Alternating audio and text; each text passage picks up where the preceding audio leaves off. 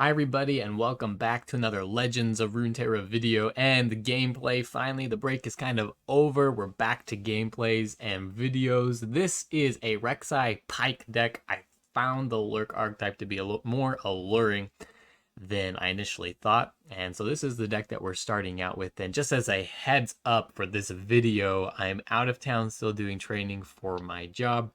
And I have to record on my laptop, which isn't the best quality, so hopefully you can forgive me for that, and I'll be back to hopefully normal videos later on this week, and we'll be able to get a little bit higher quality out. So anyway, yeah, we started out with the Rek'Sai Pyke deck, and I mean, this is by no way refined in any way. This is just kind of me putting together a Lurk package, how I like to play, and how I feel like this could actually be a potentially good deck. We'll probably see a more refined version later down the line. And I got 2 games for you today. Hopefully we get more tonight after I get back home from working and everything. So yeah, let's go ahead and talk about what we've got here in this particular deck. So we're running pretty much the whole Lurk package, besides a couple of cards like the Dunebreaker. I'm not super hot on that card. I would rather play Jawfish and Zerzorath the Under Titan. That's kind of my late game cards. But other than that, we're pretty much running the entire Lurk package. So we've got Pyke and Rek'Sai as our units. I'm only running 1 Sharkling. I'm running a full set of the Xerxai Hatchling. I don't really want 6 1-drops in the deck. Don't really like that. 4 seems to be enough. I'm running a full set of the Red Fin Hammers. And that means that I'm not running any of the Snapjaw either. I'm running Bloodbait instead. I don't really want... I wanted to try to kind of do the vulnerable sort of package with the List and the Red Hammerfin to see how that worked out. I didn't really get any gameplay with those 2 interacting together, unfortunately. It does seem a little bit difficult, so maybe we will just put in the Snapjaws just to see if that works a little bit better. But Bloodbait at the moment, a burst speed 1-cost Lurk spell, seems pretty good, and it gives us the Bloodbait on top of our deck anyway, which I kind of like a little bit better because we can play this on our defensive turn at the end for relatively cheap mana. To guarantee that we draw a Lurk card the next round, or we can put it right before our attack, you know, to guarantee a Lurk proc as well, which is pretty cool. But yeah, this has a lot of flexibility in how you can use it. So like I said, you can use it defensively to make sure that you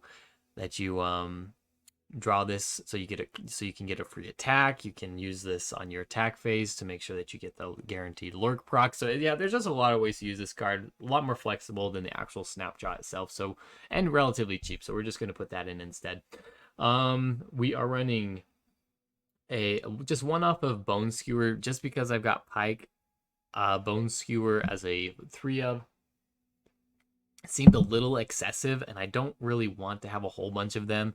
A lot of the cards like Rek'Sai go back into the deck, and we've got Call the Pack as well, which is sending our cards back into the deck. So I don't really want a whole bunch of cards in my hand that send kind of a developed board back into the deck. So I'm not super, you know, hot on that. So, and Rek'Sai just goes back in automatically as well. So only 1 Bone Skewer as kind of a reactionary spell, and we've got Pyke that has it as his champion spell anyway. So I'm okay with just 1 at the moment. We have Preservarium and Call the Pack for card draw and card production.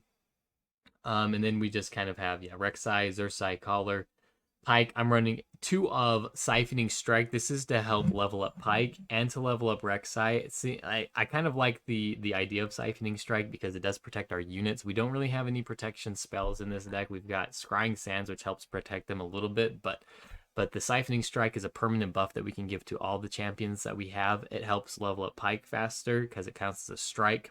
He needs to have dealt damage to level up, and then it also hastens the level up of Rek'Sai as well. Just from the couple of games that I've played today, it is easier to level up Pyke. Just the straight out damage is a little easier, and I just feel like he's not quite as awkward as Rek'Sai, who's going back into your deck every time you play her. So I just feel like Pyke is a little bit better.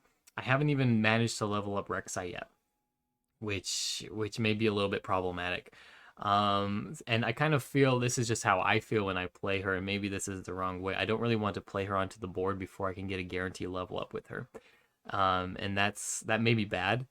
But that's kind of how I feel. Like if she's just going back into the deck anyway, like I don't really want to play her defensively because you don't get like the value out of the Lurk procs with her, right? Because you get the double Lurk proc basically. And if you play her defensively as a blocker, then at the end of the turn she's just going back into the deck anyway. So very strange. I'll have to wait to see how like once I get more games under my belt how I feel about Rek'Sai. Pyke seems pretty strong. His ability's pretty cool as well. And then we're finishing off here. Like I said earlier, with Zerzarat, the Under Titan, and the Jawfish. Jawfish does a ton of work today in the video. Really good finisher. Running together with Pyke, I thought could be a little bit redundant between the two abilities, but it hasn't seemed that way at all. This is basically a burst speed level up for Pyke as well. When he comes out, I mean, it's not burst speed, but you get like the procs, right? They have to be able to take out Pyke or stop the ability from going through, which they can pretty much only do if they have a Rite of Negation. So really cool card. That's about it. Hopefully you guys enjoyed the video today. Again, sorry for the quality, but hopefully you guys can get to see what Pyke and Rek'Sai are all about and this Lurk archetype. If you enjoy this video, don't forget to like and subscribe to the channel, and we will see you tomorrow or maybe later tonight.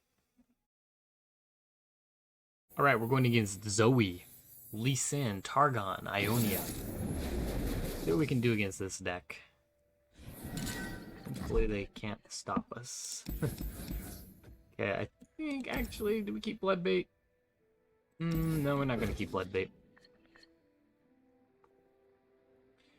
We're going to getting Bloodbait. I think, was this the exact hand that we had? Kind of funny.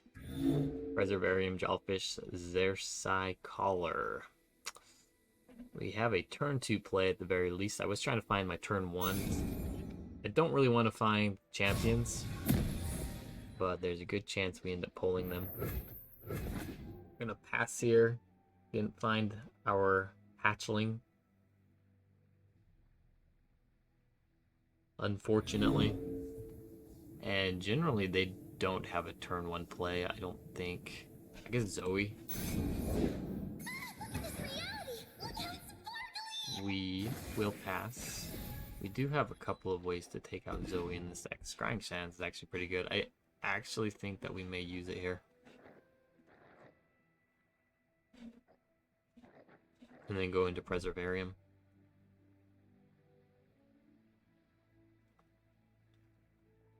I think stopping him from getting value with the Zoe is pretty important. And I mean, we don't take out the Zoe, but we do prevent the card production.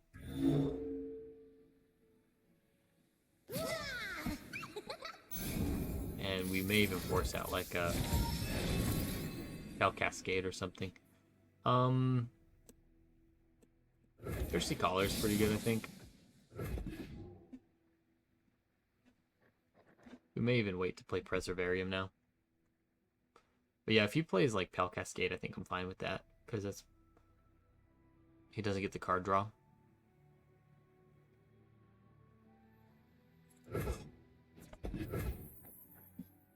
We're gonna wait. I'm not gonna play Preservarium. I think I'd rather have the mana.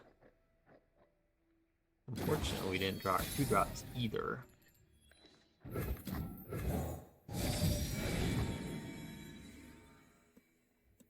Let's go like this. I like granting vulnerable to Zoe.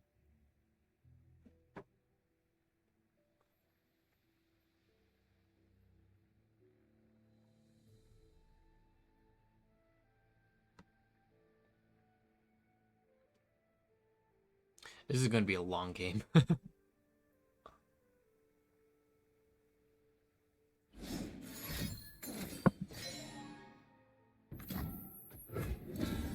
Okay, that's fine. So we're going to be able to attack here and get the kill.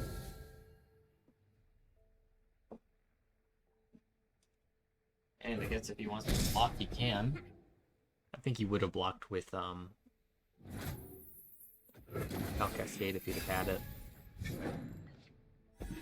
Now, we kind of want an open attack here. That would be ideal.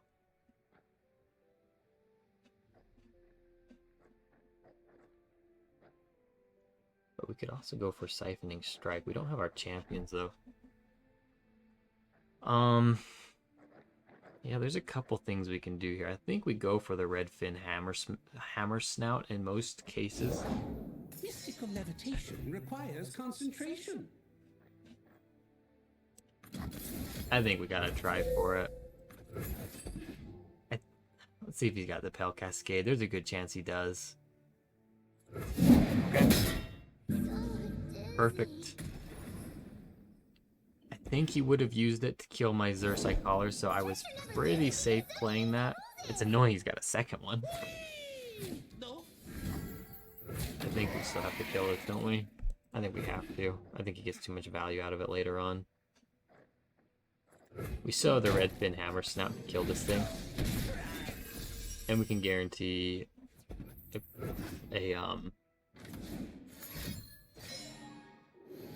we can guarantee a Lurk proc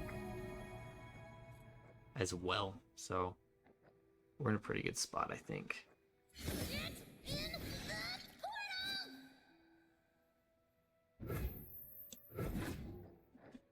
I think he picks up the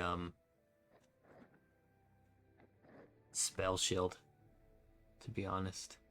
So hopefully he didn't find it. And yeah, we're just gonna wait here. See if he does anything.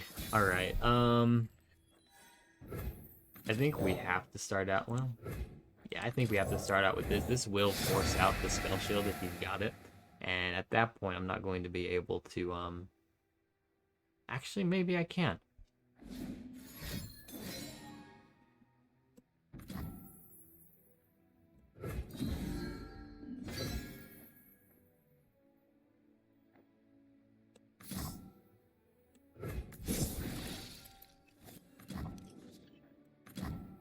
Not quite, unfortunately.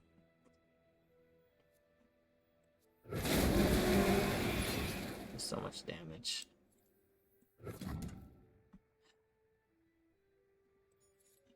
I think we have to go for the extra damage on Zoe. If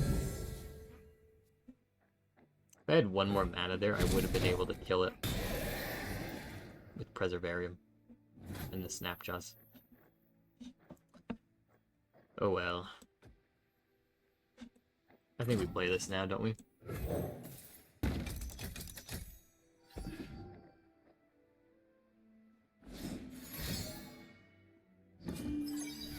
So much damage from the Zoe. 3 of 10, fairly slow for the level up, which is fortunate for us, but this is looking pretty bad. Maybe if we get to turn 8, we can kill this thing.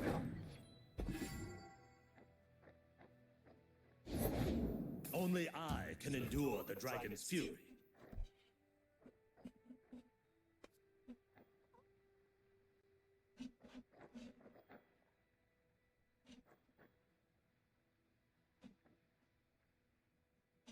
Can't get the barrier this round, which is good.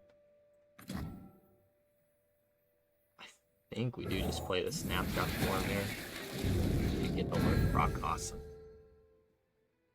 He has a hard time blocking that, yeah. That's actually really hard for him to block.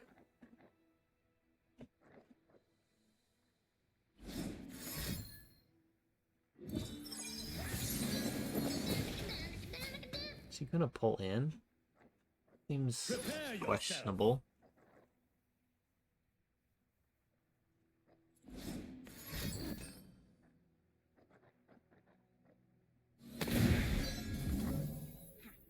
And he's got a 0-cost spell, so that's awesome.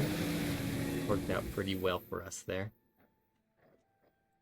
I think we play Pyke here. We have an open attack.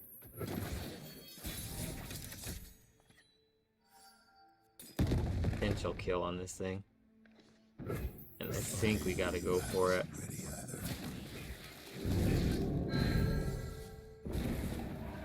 Rek'Sai is coming.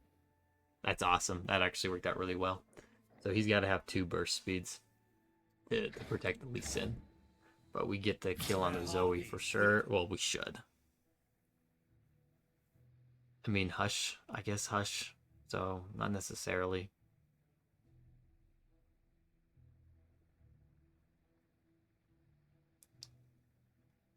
kind of sucks, actually. He's got an open attack kill on us. If he's got the Hush, then we'd probably lose.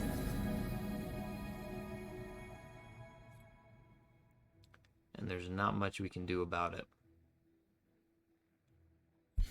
Lee Sin is pretty close to leveling up here. Oh, yeah. The dragon spirit awakens.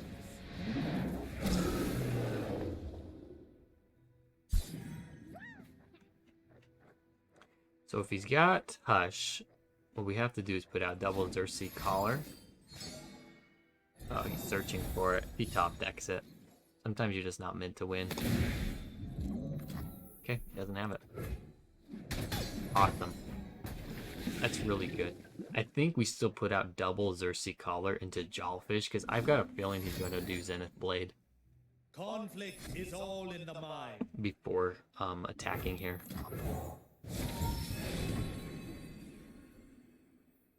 It doesn't really matter, because I'm going to put out 2.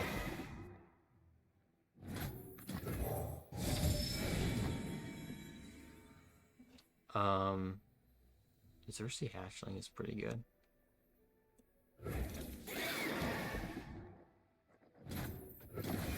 I think he goes for the Zenith Blade first.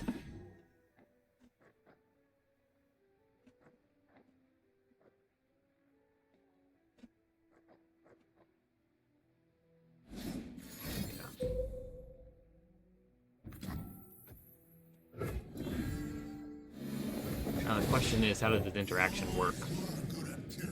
I think they each count as an ability, I guess. So if he's got like a Bastion, it shouldn't save him.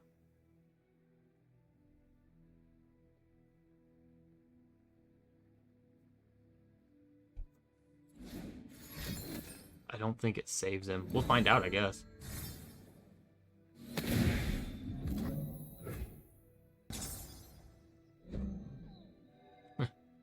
That helped us level up Pyke.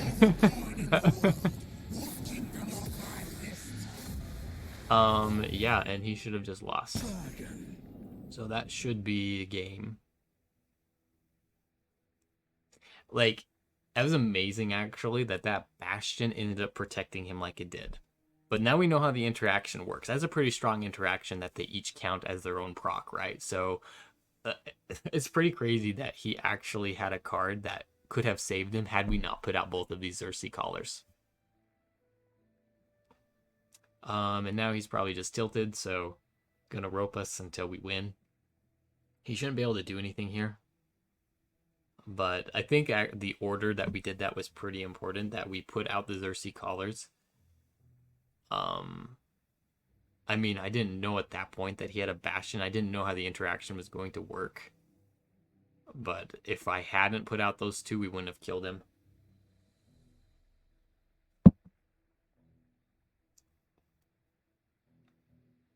And yeah, now he's just going to rope. So, a well-adjusted individual to society. Take your time.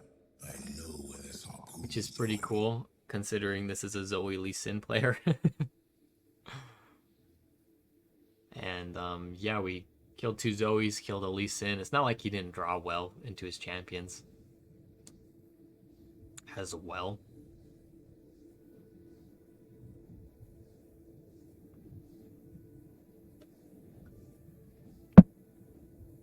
Oh, that's kind of annoying.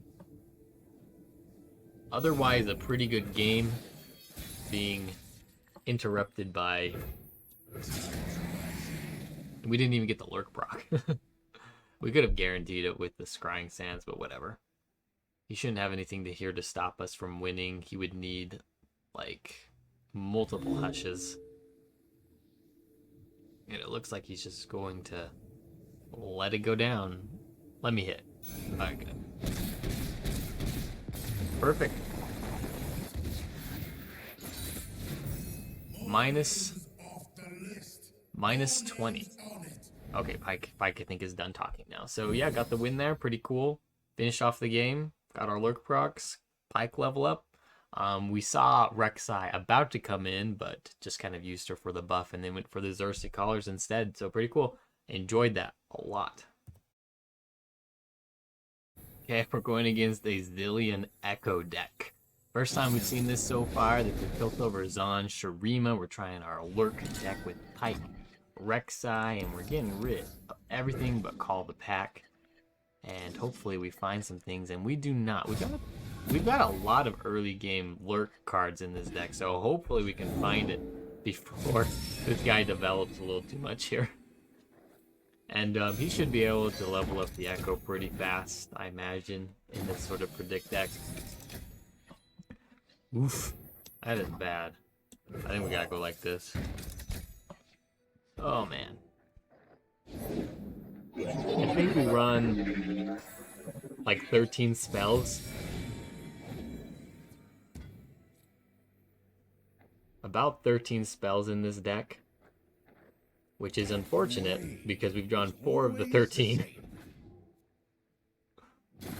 And he's got a zillion probably on his predictor, so this is not going super. Oh my goodness, this is not going like super well for us here.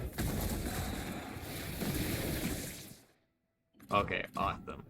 We got a Sharkling, everybody. We got a card that we can play.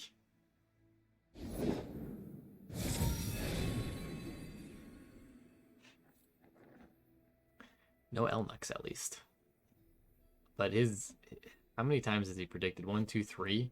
He's got 3 predictions under his belt already for the Echo level up once each round. So if he's got Echo in hand, like, there's a good chance that he's going to level him up.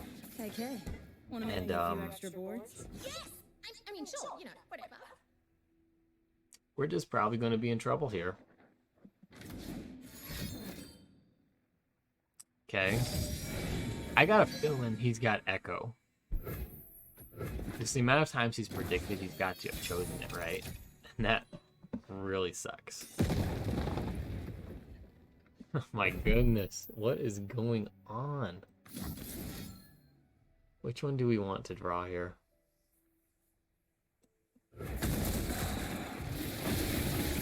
This is awful.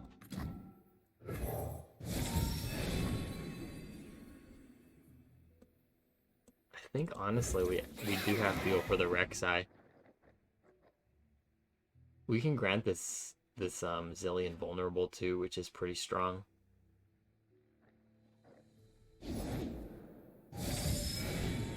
Kind of hoping he'd put down Echo. We can always rely on you to keep us safe.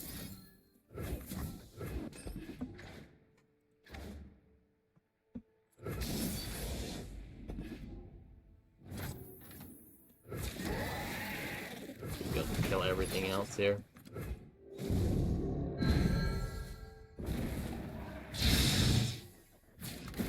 Alright. See if he can protect his Zillion. And he can.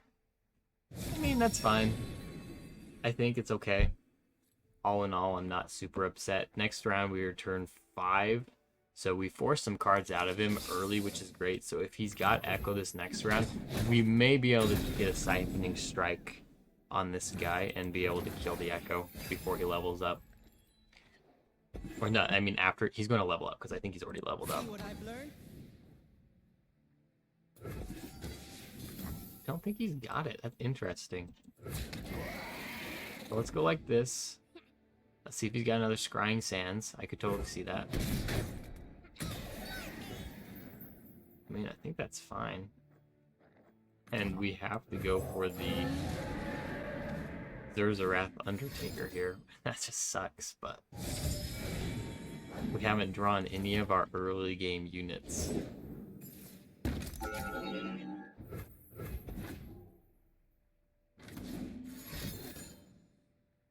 Does he have Time Bomb?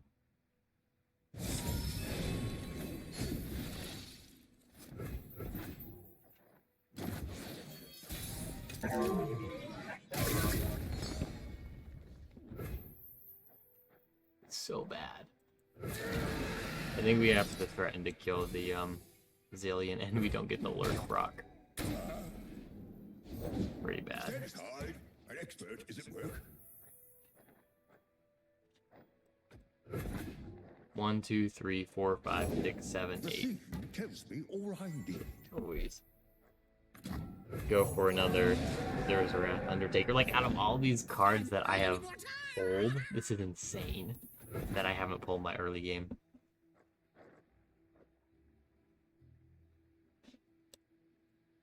I don't think I'm going to draw this bad every time. We do have the Jawfish, so if we can keep these units fairly healthy as well, we may be in a pretty good spot. We got a block like this, down to 7. He's down to 2 cards. I'm kind of surprised if he hasn't found the Echo yet.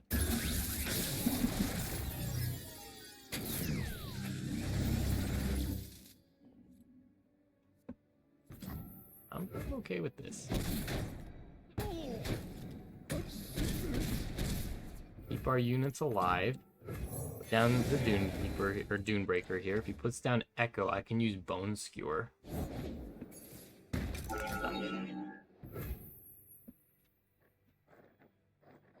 I got no way to protect him now. That really sucks that he got the Time Bomb.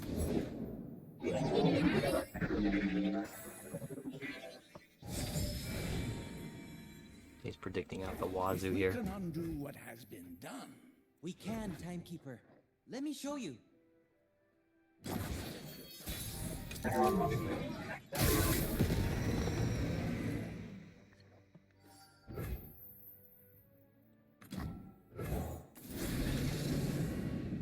Okay, so we kill everything but Zillion and the Fallen Feline. That's pretty good. He's down to 2 cards. We're threatening quite a bit here. Go ahead and attack. We don't get the Lurk again. This has been one of the most unfortunate games.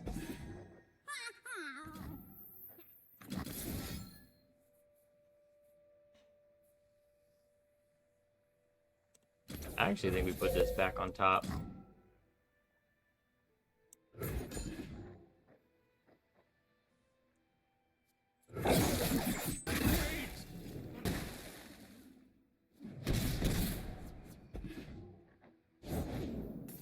And that was why we did that on the attack, by the way.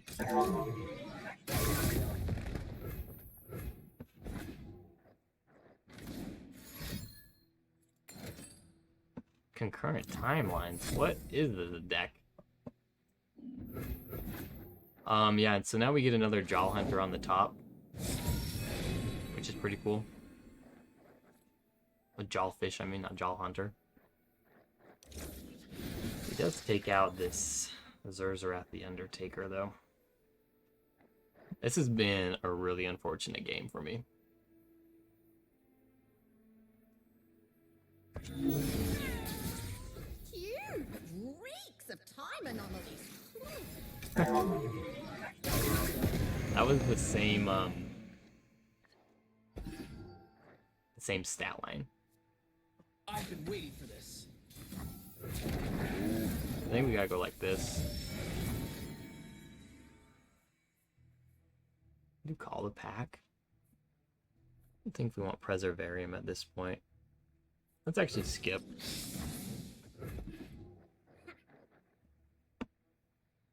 And we're just trying to avoid as much damage as possible.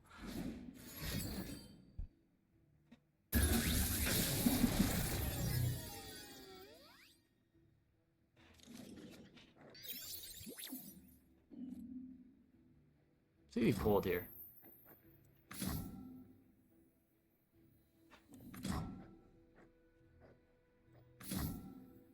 Actually saved this guy. These stat lines are off. Pyke doesn't really help us on the top there. I guess we go Xerxes Hatchling here. He's a little susceptible to time bombs though. Let's see if he's got another one here. I'm gonna pass. There's a chance that he's got a time bomb. I would love to see Echo here though.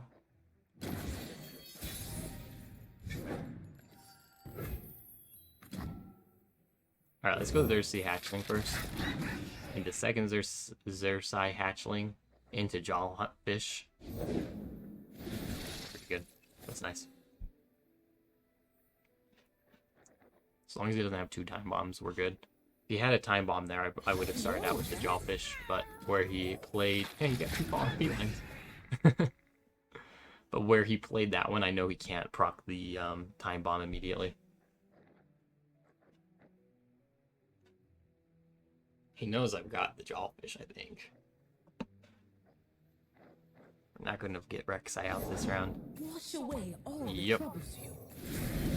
We actually don't hit them all.